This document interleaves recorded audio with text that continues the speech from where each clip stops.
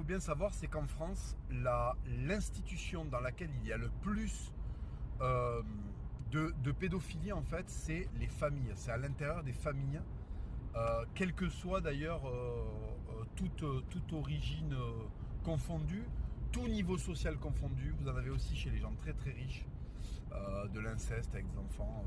Vous l'avez chez les gens très très pauvres. C'est pas uniquement un truc de pauvre parce que il y a souvent cette idée-là qui est véhiculée que ça serait uniquement des trucs de prolétaires pseudo-consanguins. Non, non, non. Y compris dans des milieux très aisés, urbains et compagnie, vous avez ce genre de choses. Donc il ne faut pas le rattacher à une catégorie sociale, ni à une origine particulière. La pédophilie, contrairement à ce qu'on croit, c'est pas uniquement un truc de mecs qui habitent entre la frontière de la France et de la Belgique. C'est répandu partout sur le territoire et ça traverse les classes sociales.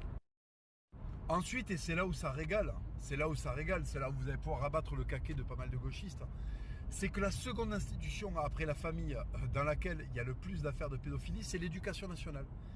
Et oui, la bonne vieille éducation nationale, creusée de l'extrême gauche et des valeurs des Lumières, eh ben c'est la surreprésentation, c'est l'institution où il y a la plus forte représentation d'affaires de pédophilie. Et c'est bien normal parce qu'en fait, les pédophiles vont dans les milieux où ils seront le plus en contact avec des enfants. Donc après, en fonction de leur milieu à eux, ils vont choisir un milieu dans lequel ils passeront le plus inaperçus possible. Donc, après la famille, l'institution numéro 1 devant l'église catholique où il y a le plus d'affaires de pédophilie, c'est l'éducation nationale. C'est important de le savoir parce que 99,9% des gens d'extrême gauche qui font de la provocation là-dessus ignorent cette donnée. Donc le leur rappeler, ça fait toujours plaisir. Troisième institution la plus touchée par les affaires de pédophilie, c'est les associations sportives, les associations par exemple sociales. Je vais donner des exemples. Il y a un club de gym, je sais pas quoi, le prof il tripote des gamines, le prof de tennis, le prof de je sais pas quoi, le prof de boxe, le prof de rugby, le prof de foot, ce que vous voulez, association sportive. Et ensuite tous les centres là, où on met les enfants handicapés, les personnes qui n'ont pas forcément toutes les facultés pour pouvoir se défendre. Alors là, gros repère de pédophiles, gros repère de pédophiles. Il y a des exemples médiatiques, hein, le fameux choral, initié par toute la gauche 68arde, qui en fait était un endroit où on stockait des enfants qui étaient handicapés mentaux pour pouvoir abuser d'eux sans que les familles soient au courant et sans que les petits enfants puissent se rebeller. Donc ça c'est la troisième institution avec le plus de représentation d'affaires de pédophilie, les associations. Et en dernier, quatrième institution où il a le plus d'affaires de pédophilie, c'est les associations religieuses. Et ne croyez pas que la religion catholique est la seule religion où il y a des affaires de pédophilie. Il y en a dans les trois religions, ça prend des formes différentes tout simplement parce qu'elles sont structurellement différentes.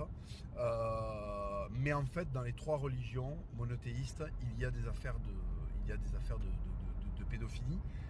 À ce détail près que quand ça touche les catholiques, c'est surmédiatisé. Pourquoi c'est surmédiatisé? Je ne vous apprends rien. Ce pays, en fait cette république, a une haine viscérale envers le catholicisme et elle combat par tous les moyens possibles les catholiques en les ringardisant tantôt, en les accusant de pédophilie tantôt, en les accusant d'extrémisme une autre fois. Voilà. Tous les moyens sont bons et donc la surmédiatisation des affaires qui existent, hein, il ne faut pas nier qu'il existe dans la religion catholique comme dans toutes les autres religions. Ouais, excusez-moi, ça a coupé, donc je disais, il ne faut pas nier que ces affaires-là existent comme dans toutes les autres religions. Elles sont surmédiatisées précisément parce que ça touche à la religion catholique. Voilà. Donc c'est pour ça que vous avez l'impression, parce que depuis les années 90, on surmédiatise ces affaires-là qui touchent malheureusement la religion catholique. Et moi, je ne vais pas faire comme dans certaines autres religions où quand il y a de la merde qui est faite, on dit « Ah non, mais ces gens-là, ils ne font pas partie de notre religion parce qu'on fait de la merde. » Oui, les prêtres qui touchent des enfants sont des catholiques, mais ce sont des catholiques qui sont en position de péché mortel et qui vont rôtir en enfer à 3000 degrés Celsius. D'accord ?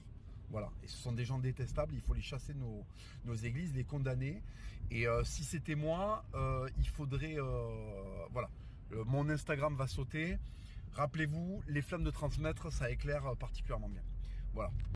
Maintenant, si vous avez des gens d'extrême gauche qui seraient sourds à ces arguments, hein, et qui feraient preuve de mauvaise foi, vous pouvez leur rappeler, et ça, ben, ils peuvent le googliser instantanément. Vous pouvez leur rappeler que dans la représentation politique, le parti qui est le plus touché par les affaires de pédophilie sont les partis d'extrême gauche et de gauche. C'est-à-dire le PS et toute la gauche 68 arde. Daniel Cohn-Bendit, Jack Lang, pardon, Bailey, Frédéric Mitterrand, la rédaction du journal Libération, comment ça s'appelle tous les artistes qui vous font la leçon toute la journée parce que vous êtes d'infâmes fascistes et que vous êtes vraiment con d'aller manifester en tant que gilet jaune et qui après se font choper en train de regarder des vidéos de gamins qui se font estoufigat par des mecs. Voilà. Bon. Si vous avez un gaucho illettré et complètement abruti par la doxa médiatique qui vient vous voir et qui vous dit ouais mais t'es mal placé pour parler sur la religion, sur la pédophilie parce qu'en tant que catholique, hein, voilà. Rappelez-lui bien tous ces arguments. C'est factuel. Normalement il va fermer sa gueule.